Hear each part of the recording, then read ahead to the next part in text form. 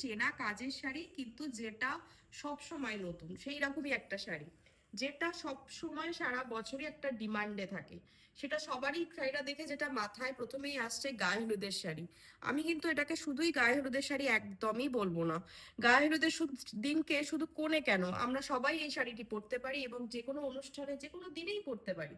হলুদ লাল মানে শুধু যে পার্টিকুলার কোনো অকেশন তা কেন হবে, আমি তো পরি সব রকম অনুষ্ঠানে। এইভাবে যাচ্ছে পুরো শাড়িটি।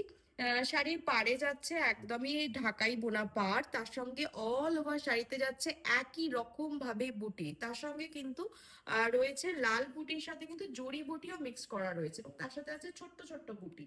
এবং আঁচলটা যাচ্ছে একদমই পুরো ঠাসা ঢাকাই বোনা আঁচল। এইভাবে যাচ্ছে অল ওভার শাড়ি।